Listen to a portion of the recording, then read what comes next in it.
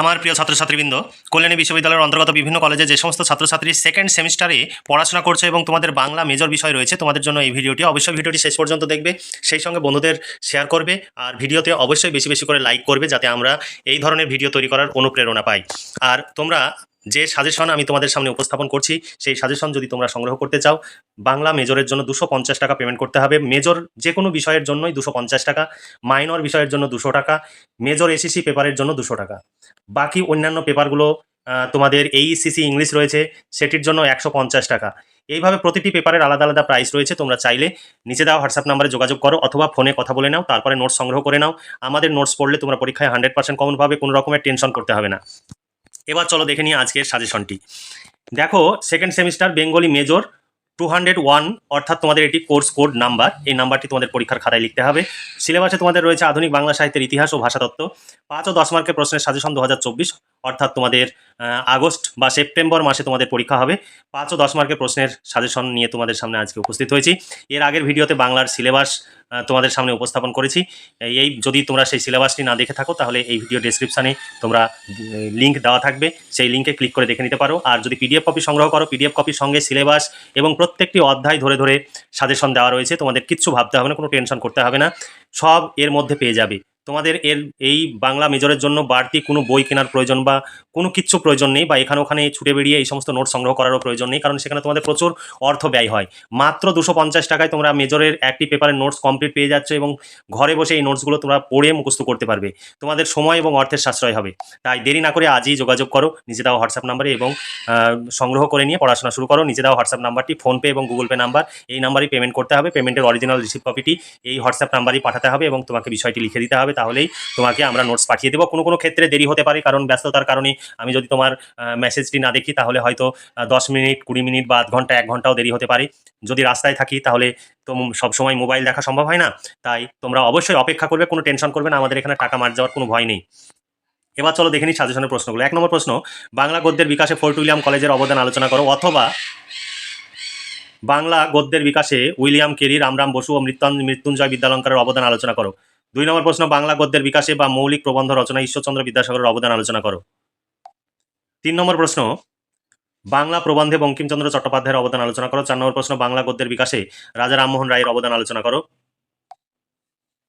5 নম্বর প্রশ্ন, বাংলা চলিত গদ্যের বিকাশে প্রমথ চৌধুরীর অবদান আলোচনা করো। এরপরে সাময়িক পত্র থেকে প্রশ্ন। 1 নম্বর প্রশ্ন, বাংলা সাহিত্যে বঙ্গদর্শন পত্রিকার ভূমিকা সম্পর্কে আলোচনা করো। 2 নম্বর প্রশ্ন, বাংলা সাময়িক পত্রের ইতিহাসে সবুজ পত্র পত্রিকার গুরুত্ব আলোচনা করো। 3 নম্বর প্রশ্ন, বাংলা সাময়িক পত্রের ধারায় সংবাদ প্রভাকর পত্রিকার অবদান বা গুরুত্ব আলোচনা করো। আর 4 নম্বর প্রশ্ন, বাংলা সাময়িক পত্রের ধারায় কল্লোল পত্রিকার গুরুত্ব আলোচনা করো। পর্ব 2 থেকে বাংলা কাব্য কবিতা রয়েছে। পর্ব 2 এ বাংলা কাব্য কবিতা থেকে তোমাদের প্রশ্ন এবার দেখে নাও।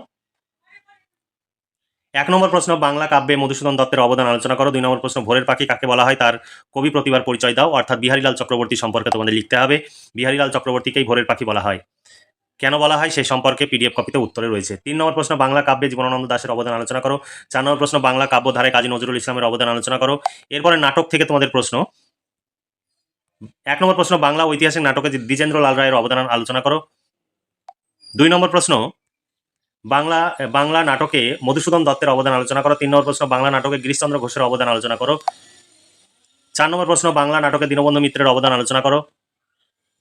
5 নম্বর প্রশ্ন, রূপক সাংকেতিক নাটকে রবীন্দ্রনাথ ঠাকুরের কৃতিত্ব বিচার করো। 6 নম্বর প্রশ্ন, গণনাট্য আন্দোলনে বিজন ভট্টাচার্যের অবদান আলোচনা করো। এরপরে পর্ব 3 থেকে তোমাদের প্রশ্ন। পর্ব 3 থেকে প্রশ্ন দেখো। 1 নম্বর প্রশ্ন, বাংলা উপন্যাসে রবীন্দ্রনাথ ঠাকুরের অবদান আলোচনা করো। 2 নম্বর প্রশ্ন, বাংলা উপন্যাসে শরৎচন্দ্র চট্টোপাধ্যায়ের অবদান আলোচনা করো। 3 নম্বর প্রশ্ন, বাংলা উপন্যাসের ধারায় ত্রয়ী বন্দ্যোপাধ্যায়ের অবদান আলোচনা করো, অর্থাৎ ত্রয়ী বন্দ্যোপাধ্যায় বলতে বিভূতিভূষণ বন্দ্যোপাধ্যায়, মানিক বন্দ্যোপাধ্যায় আর তারাশঙ্কর বন্দ্যোপাধ্যায়, এই 3 জন বন্দ্যোপাধ্যায় সম্পর্কে তোমাদের আলোচনা করতে হবে। 4 নম্বর প্রশ্ন, বাংলা উপন্যাসে আশাপূর্ণা দেবীর অবদান আলোচনা করো। ছোট গল্প থেকে তোমাদের প্রশ্ন। 1 নম্বর প্রশ্ন, বাংলা ছোট গল্পে মানিক বন্দ্যোপাধ্যায়ের অবদান সম্পর্কে আলোচনা করো। 2 নম্বর প্রশ্ন, বাংলা ছোট গল্পে বিভূতিভূষণ বন্দ্যোপাধ্যায়ের অবদান আলোচনা করো। 3 নম্বর প্রশ্ন, বাংলা ছোট গল্পে মহাশ্বেতা দেবীর অবদান আলোচনা করো। 4 নম্বর প্রশ্ন, বাংলা ছোট গল্পে রবীন্দ্রনাথ ঠাকুরের অবদান আলোচনা করো। ভীষণ ইম্পর্টেন্ট প্রশ্ন। তারপরে 5 নম্বর প্রশ্ন, বাংলা ছোট গল্পে রাজশেখর বসু ওরফে পরশুরামের কৃতিত্ব বিচার করো। তোমরা এই সমস্ত সাজেশন অনুযায়ী প্রশ্ন উত্তর পেয়ে যাবে মাত্র 250 টাকা। শর্ট প্রশ্ন এবং বড় প্রশ্ন কমপ্লিট উত্তর সহ পেয়ে যাবে।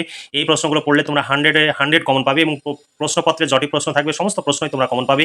শুধু তোমরা তোমাদের এই প্রশ্নগুলো মুখস্থ করে লিখে লিখে প্র্যাকটিস প্র্যাকটিস করে রাখতে হবে, তাহলেই তোমরা এই প্রশ্নগুলো থেকেই সব কমন পেয়ে যাবে। শুধু তোমরা কতটা লিখে আসতে পারছো, কতটা মনে রাখতে পারছো, সেটা তোমাদের উপরে নির্ভর করবে। তোমরা যদি লিখে আসতে পারো তোমরা খুব ভালো ফলাফল করবে। 8 পয়েন্টের উপরে আমাদের যারা ছাত্রছাত্রী তারা ম্যাক্সিমাম নাম্বার 8 পয়েন্টের উপরে পায়, 8.5, 8.7 এই ধরনের নাম্বার পায়। যারা নাম্বার পেয়েছে তাদের বেশ কয়েকজনের ভিডিও আপলোড করা হয়েছে, তাদের অভিজ্ঞতার কথা শেয়ার করা হয়েছে, তোমরা চাইলে সেই ভিডিওগুলো দেখে নিতে পারো। দেখো পর্ব 4-এ তোমাদের রয়েছে বাংলা ভাষাতত্ত্বের দ্বিতীয় ভাগ থেকে তোমাদের ভাষাতত্ত্বে উপভাষা থেকে 1 নম্বর প্রশ্ন, উপভাষা কাকে বলে, উপভাষার বৈশিষ্ট্যগুলি লেখো। 2 নম্বর প্রশ্ন, উপভাষা কাকে বলে, উপভাষার শ্রেণী বিভাগ করে যে কোনো এক প্রকার উপভাষার ভাষাতাত্ত্বিক বৈশিষ্ট্য লেখো। 3 নম্বর প্রশ্ন, রাঢ়ী উপভাষা 3টি ধ্বনিতাত্ত্বিক ও 3টি রূপতাত্ত্বিক বৈশিষ্ট্য লেখো। 4 নম্বর প্রশ্ন, বঙ্গালী উপভাষার ভাষাতাত্ত্বিক বৈশিষ্ট্য লিখো। ধ্বনি পরিবর্তনের কারণ ও ধারা থেকে প্রশ্ন, বাংলা ধ্বনি পরিবর্তনের যে কোনো 5টি কারণ উদাহরণ সহ লেখো। 6 নম্বর প্রশ্ন, ধ্বনি পরিবর্তনের রীতি পদ্ধতি সম্পর্কে সংক্ষেপে আলোচনা করো। এরপরে শব্দার্থ পরিবর্তনের কারণ ও ধারা থেকে তোমাদের প্রশ্ন, একটি প্রশ্ন আমি রেখেছি, বাংলা শব্দার্থ পরিবর্তন ধারা সম্পর্কে আলোচনা করো। বাংলা শব্দ ভাণ্ডার থেকে প্রশ্ন, বাংলা শব্দ ভাণ্ডারের সম্পর্কে সংক্ষেপে আলোচনা করো। এবার এই শব্দ ভাণ্ডার থেকেই কিভাবে প্রশ্ন হতে পারে সেগুলো পিডিএফ কপিতে দেওয়া আছে, পিডিএফ কপি সংগ্রহ করলে তোমরা ভীষণভাবে উপকৃত হবে। এরপর রূপতত্ত্বে থেকে প্রশ্ন, রূপতত্ত্বে তোমাদের লিঙ্গ, বচন, পুরুষ রয়েছে। বচন কাকে বলে, বচনের শ্রেণীবিভাগ ও গঠন প্রক্রিয়া সম্পর্কে সংক্ষেপে আলোচনা করো। তারপরে এটা 10 নম্বর প্রশ্ন, লিঙ্গ কাকে বলে, লিঙ্গ কয় প্রকার ও কী কী, প্রত্যেক প্রকার লিঙ্গের উদাহরণ সহ পরিচয় দাও। লিঙ্গ পরিবর্তনের নিয়মগুলি লেখো। 11 নম্বর প্রশ্ন, পুরুষ কাকে বলে, পুরুষ কয় প্রকার ও কী কী, প্রত্যেক প্রকার পুরুষের পরিচয় দাও। তারপরে মান্যচলিত বাংলা থেকে প্রশ্ন, মান্যচলিত বাংলা ভাষা কি, মান্যচলিত বাংলা ভাষার বৈশিষ্ট্যগুলি উদাহরণ সহ লেখো। এই ছিল তোমাদের সাজেশনের প্রশ্ন। এই প্রশ্নগুলো তোমরা পড়লে 100% কমন পাবে। আর তোমাদের যেহেতু নতুন সিলেবাস, তাই অল্প সংখ্যক প্রশ্ন দিলে তোমরা রিস্কে পড়ে যাবে। তাই আমরা কখনোই চাই না তোমরা ওই 2-4টি প্রশ্ন বাড়তি যদি তোমরা পড়ো তাহলে 100% কমন পাবে। কিন্তু দেখা গেল তুমি যে প্রশ্নগুলো বাদ দিলে সেই প্রশ্নগুলোই পরীক্ষায় চলে এলো। তাই আমরা যে প্রশ্নগুলো ভীষণ ইম্পর্টেন্ট সেগুলোই আমরা রেখেছি।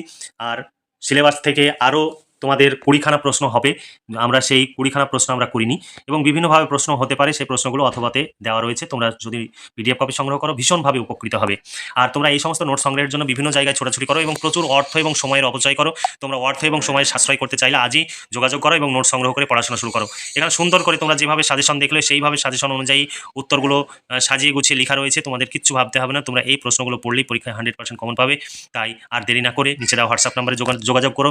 প্রত্যেকটি মেজর সাবজেক্টের জন্য, বাংলা মেজরের জন্য 250 টাকা, ইতিহাস, রাষ্ট্রবিজ্ঞান, এডুকেশন, দর্শন প্রত্যেকটি মেজর বিষয়ে নোটস পেয়ে যাবে। মেজর, মাইনর, মেজর এসিসি সব পেয়ে যাবে। প্রত্যেকটি পেপারের আলাদা আলাদা প্রাইস। মাইনর পেপারের জন্য 200 টাকা, মেজর এসিসি পেপারের জন্য 200 টাকা, এরকম প্রত্যেকটি পেপারের জন্য আলাদা প্রাইস রয়েছে। তোমরা চাইলে যোগাযোগ করো এবং সংগ্রহ করে নাও। তার আগে জেনে নিবে তুমি যে পেপার চাইছো বা যে বিষয় চাইছো সেই বিষয়ে নোটস রেডি হয়েছে কিনা। তাহলে আজকে এই পর্যন্তই। তোমরা ভালো থেকো, সুস্থ থেকো এবং খুব ভালোভাবে পড়াশোনা করে পরীক্ষার প্রস্তুতি নাও। এই শুভকামনা জানিয়ে আজকের ভিডিওটি এখানে সমাপ্তি ঘোষণা করছি।